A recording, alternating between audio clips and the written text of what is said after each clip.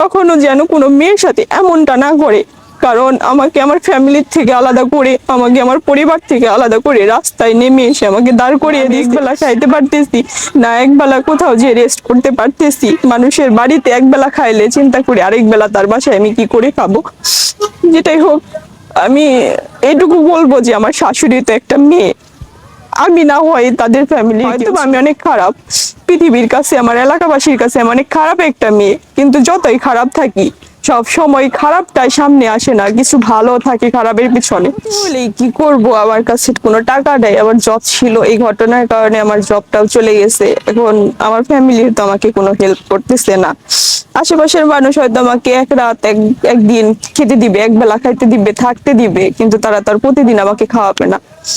আচ্ছা, এখান থেকে যদি কোনো প্রবাসী বা মানুষ আপনাকে কিছু টাকা দিয়ে সহযোগিতা করতে চায়, নেবেন কিনা?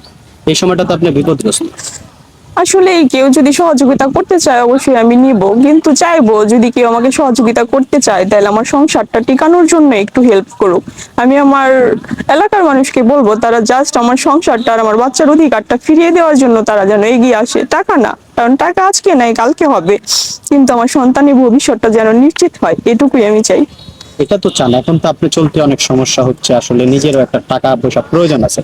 প্রবাসীরা অনেক এরকম মানুষকে হেল্প করে, আসলে আপনি যদি চান তারাও হেল্প করতে পারে। আপনি কি আসলে তাদের কাছে কোনো হেল্প চান কিনা? এই সময়টা আপনি একা থাকারও জায়গা নেই। তারা যদি আমাকে চায় হেল্প করতে অবশ্যই আমি হেল্পটা নিব, কারণ আবার দরকার আমার জন্য না, দরকার হলো আমার সন্তানের জন্য দরকার। আমাকে ডাক্তার প্রত্যেক সপ্তাহে 500 টাকার ওষুধ সাজেস্ট করছে, বাট আমি ওষুধ খেতে পারি না। 20 থেকে 22 দিন। এখন পর্যন্ত পাচ্ছেন না ভাই? কোনোভাবেই পাচ্ছেন না? না, কোথায় কোথায় গেছেন খোঁজার জন্য, বা কোথাও কি কোথাও যাই, আমি থানায় গেছি, থানায় যে অভিযোগ দিছি, থানায় তারা কিছু লোক পাঠিয়ে আমার অভিযোগটাকে আর কার্যকরী হইতে দেয় নাই। ওই মানে কিছু লোক, এলাকার কিছু লোক গিয়ে তাদেরকে নেগেটিভ কথাবার্তা বলার কারণে ওসি আর কোনো পদক্ষেপ নাই আমার বিষয়ে।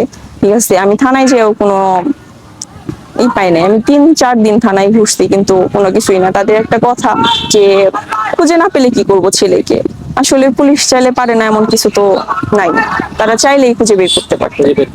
আজকে দেখলাম, আমি শুনলাম, বা আপনি কোর্টে গেছিলেন কাগজ নিয়ে, কোর্ট থেকে কি বলছে বা আপনি কি চেয়েছিলেন, তাদের কাছে কি বলেছেন? না, আমি কোর্টে গেছিলাম জাস্ট আমার উকিলের সাথে একটু পরামর্শ করার জন্য যে আমি কি করতে পারি, কারণ থানা থেকে আমাকে বারবার বলা হয়েছে এইসব মামলা থানায় নেওয়া হয় না, আপনি কোর্টে যান। এই জন্য আমি আমার উকিলের সাথে একটু পরামর্শ করার জন্য গেছিলাম।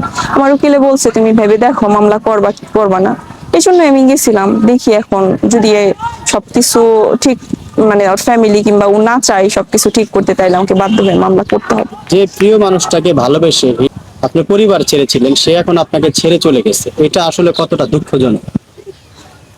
আসলে এটা দুঃখজনক, কারণ ভালো তো আমি অনেক বাসছিলাম, ঠিক আছে, হয়তো বা আমার ভালোবাসাটা বুঝাইতেও পারি নাই কিংবা দেখাইতেও পারি নাই। হয়তো সে সবসময় আমার ভালোবাসাটাকে অত্যাচারী মনে করছে, ঠিক আছে, অত্যাচার মনে করে সে হয়তো আমার সাথে থাকতে চাচ্ছে না, কিংবা কি আমি সেটাও জানি না কি কারণে, ঠিক আছে। কিন্তু আমি তাকে সে যদি আমার নিউজটা দেখে থাকে, আমি জাস্ট তাকে একটা কথাই বলতে চাই